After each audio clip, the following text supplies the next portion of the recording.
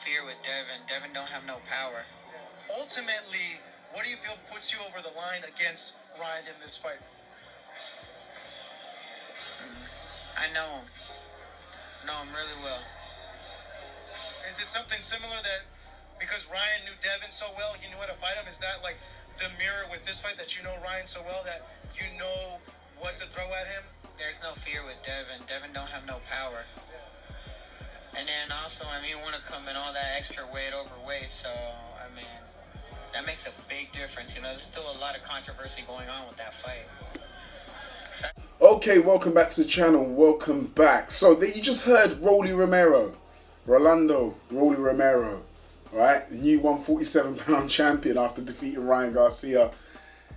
Listen, Devin Haney and Roly Romero have had a little bit of a history in the past, and Roly's had a lot of disparaging things to say about Devin Haney. But one thing that Roly Romero has stood on, has said from the beginning till now, is Devin Haney has no power.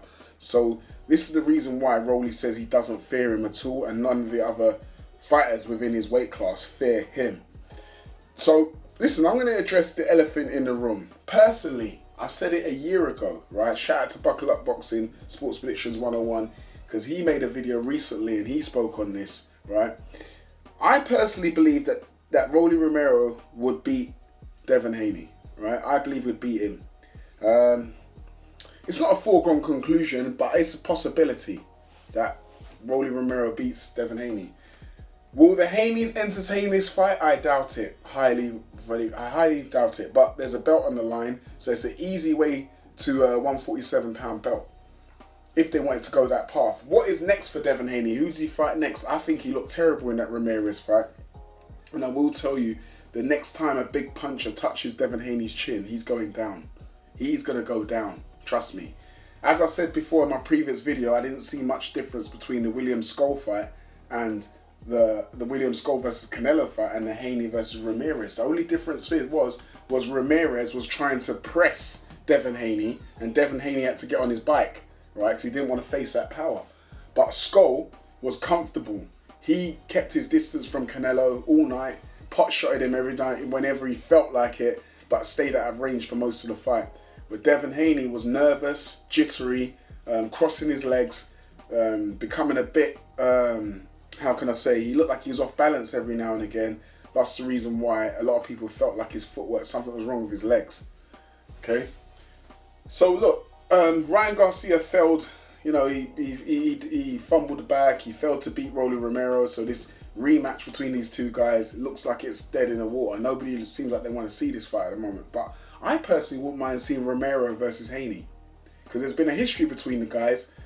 Romero did defeat Ryan Garcia. Put some respect on Roly's name, right? Because these guys, the promoters, tried to build this fight like, oh, as soon as, these two guys finish fighting, they're going to have a rematch. Like it was a foregone conclusion that Devin was going to beat Ramirez and Ryan was going to beat Roly Romero. They're pretty disrespectful, and Roly's called it out. It's pretty disrespectful. They didn't even give this man a hotel, Roly Romero, to stay in. Imagine that. How disrespectful is that? And now Roly's won the fight. He's telling all. Go listen to some of his interviews. So will the Haneys have any balls, grow some balls and get in there with Roly Romero? Someone who's been defeated previously by Tank Davis. A former guy, a former fighter who the Haneys have set their eyes on fighting. If they could go in there and stop Romero and get that belt, then that actually says something. That'll do a lot for Devin Haney's accolades and his resume. But will it be a fight that they'll entertain? I'd like to see it personally. I believe Roly's got big power. At 147, he brings a different type of problem to the Haneys, and that's power. He has a decent overhand right and a good left hook. The left hook being the kryptonite of Devin Haney. That's the reason why he stayed out of range with Jose Ramirez. Ramirez being a shorter reach, shorter fighter than Ryan Garcia. Ryan Garcia being slightly taller than Devin Haney and having a longer reach, was able to catch him multiple times with that left hook. Ramirez wanted to catch him with that same left hook, but being a smaller guy, he couldn't get in there.